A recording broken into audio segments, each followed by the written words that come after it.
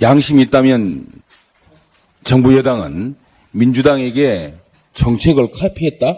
이런 말도 안 되는 얘기를 할 수 없을 것입니다. 그렇지만 저희들은 이렇게 생각합니다. 국민을 위한 정책을 누가 먼저 냈느냐 별로 중요하지 않습니다. 주도권이 중요한 것이 아니고 여야가 경쟁을 하면서 대한민국 국민을 위한 정책을 내놓는다면 그것은 적극 환영할 만한 일입니다. 네, 오늘은 최근 국정을 책임지고 있는 국민의힘이 야당이 정책을 카피를 했다 이렇게 운운을 하면서 국민들 앞에 거짓을 호도하고 있는 행태 또 낱낱이 지적을 하고자 합니다. 먼저 철도 지하화 공약, 아마 우리 언론인 여러분들 일련의 과정을 지켜보셨으니까 소상히 아시리라고 생각을 합니다. 우리 더불어민주당 의원님들의 대표 발의와 주도로 제정이 돼서 지난 1월 9일 본회의를 통과를 했던 철도 지하화법, 아마 다 기억을 하실 것입니다. 이 철도 지하화법이 기본 토대가 되어서 이 철도 지하화법에 계획된 사업들을 추진하는 것이 바로 하고자 하는 것이 철도 지하화 공약이었습니다. 우리 민주당은 법안 통과 이후에 지난 1월 18일 전문가 토론회를 통해서 의견을 충분히 수렴을 했고 또 수렴된 의견을 바탕으로 해서 철도 지하화 공약을 완성을 해 국민들한테 발표를 했습니다. 이러한 우리 민주당, 야당의 철도 지하화 관련 일정들을 숨가쁘게 뒤쫓아오면서 부랴부랴 공약을 만들고 억지로 우리 야당 공약 발표에 하루 앞서서 공약을 발표를 했던 당사자는 바로 여당입니다. 그럼 카피는 누가 했습니까? 또 두 번째, 요양병원 간병비 급여화, 그리고 세 번째, 경로당 점심 제공 공약도 똑같습니다. 이미 아시는 것처럼 시기적으로 봐도 우리 민주당이 훨씬 먼저 국민들 앞에 제시하고 또 공표를 했던 총선 공약들입니다.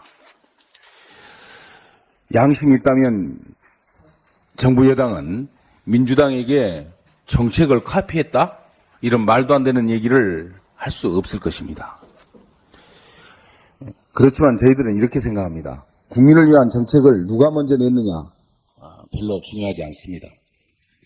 주도권이 중요한 것이 아니고 여야가 경쟁을 하면서 대한민국 국민을 위한 정책을 내놓는다면 그것은 적극 환영할 만한 일입니다. 우리 민주당은 국민의힘이 앞으로 우리 당의 정책을 카피하고 또 발표를 해도 뻔뻔한 모방이다 이렇게 비난하지는 않겠습니다.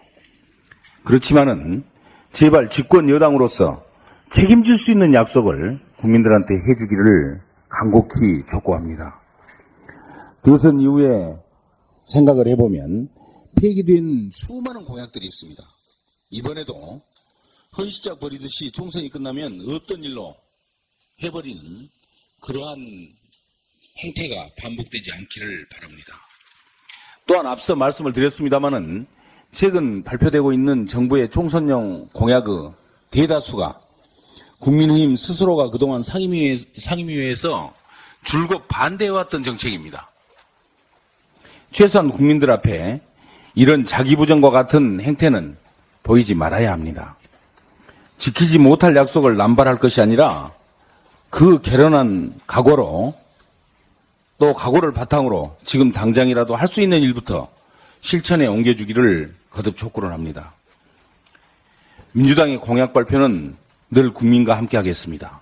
또 반드시 실천할 공약을 완성을 해서 국민 여러분 앞에 발표하겠다. 거듭 약속을 드립니다. 한 가지 더 말씀을 드리겠습니다. 아파도 갈 병원이 없다.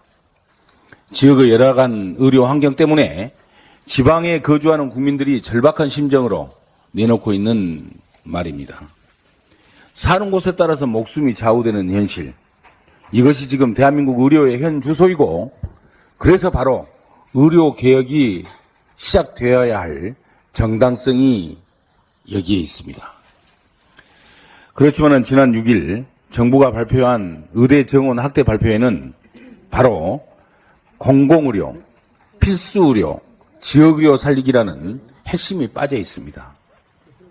정부는 늘어난 의대 정원을 비수도권 의대 중심으로 집중 배치하고, 또 비수도권 의대에 입학할 때 지역 인재 전형으로 60% 이상 충원할 계획이라고 밝혔습니다.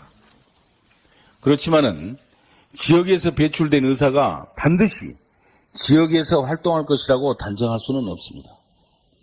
지금도 지역에서 배출된 대다수 의사가 수도권에서 활동을 하고 있는 것을 우리는 확인을 할 수 있습니다.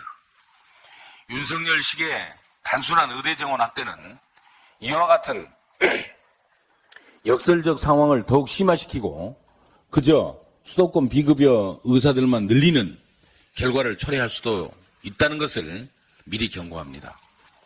정부가 언급을 했던 지역 완결적 의료체계, 이것은 단순히 의대 정원 숫자만 늘리기가 아닌 지역의대 신설, 공공의대 설립, 그리고 지역의사제 도입과 같이 함께 병행해서 추진이 되어야 성과가 있다, 이렇게 분명하게 경고를 합니다.